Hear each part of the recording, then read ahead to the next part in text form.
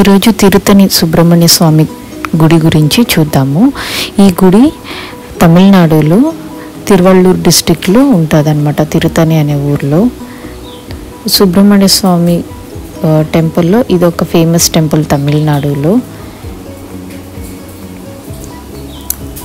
ఇక్కడ సుబ్రహ్మణ్య స్వామి వల్లి మరి దేవయ్య అనే అమ్మవారితో మనకి దర్శనమిస్తారు. ఇలా చిన్న కొండ మీద ఉంటుంది అన్నమాట గుడి.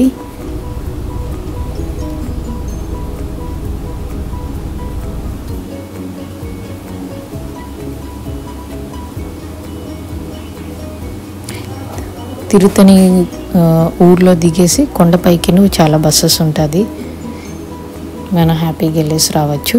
ఏమంటే ఎప్పుడూ రష్ ఉంటుంది, మనం ప్లాన్ చేసుకొని వెళ్ళాలి. అంటే ట్యూస్డేస్ సండే తర్వాత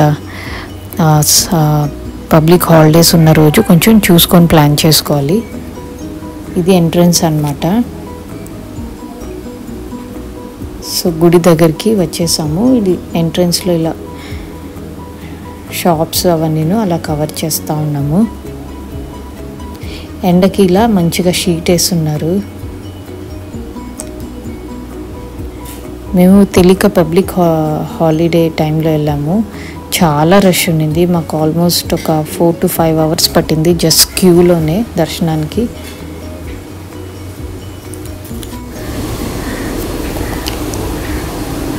గుడి దగ్గర చుట్టూ అంతా ఎలా ఉంది అనేసి మీకు చూపిస్తున్నాను. ఈ గుడి పాలవ టైంలో కట్టించుండేది అనమాట. సో వాళ్ళ స్టైల్లో ఉంటుంది. అండ్ తిరుపతికి మనకి దగ్గర అవుద్ది తిరుతని. అండ్ తిరుతని ఊరు నుంచి కొండకి 365 స్టెప్స్ ఉంది. కొండలో మనం నడుచుకొని వెళ్ళొచ్చు.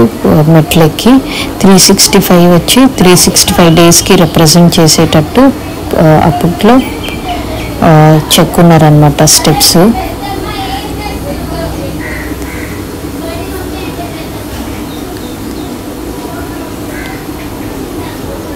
క్యూ చాలా మంది ఉన్నారు ఆ రోజు దర్శనానికి. మేము వెళ్ళిన రోజు మేము స్పెషల్ దర్శనంకి 100 rupees అనమాట.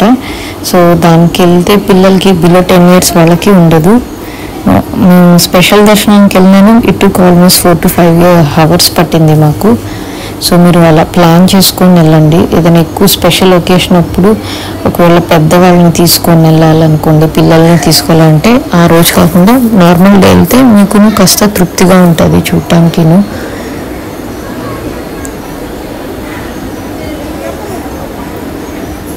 ఇక్కడ ప్రసాదం కూడా చాలా బాగుంటుంది.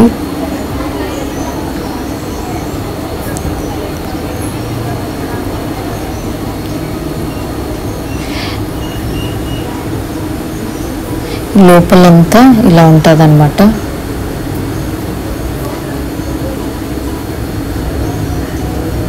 అక్కడక్కడ శివలింగాలు వినాయకుడు విగ్రహాలు ఉంటాయి.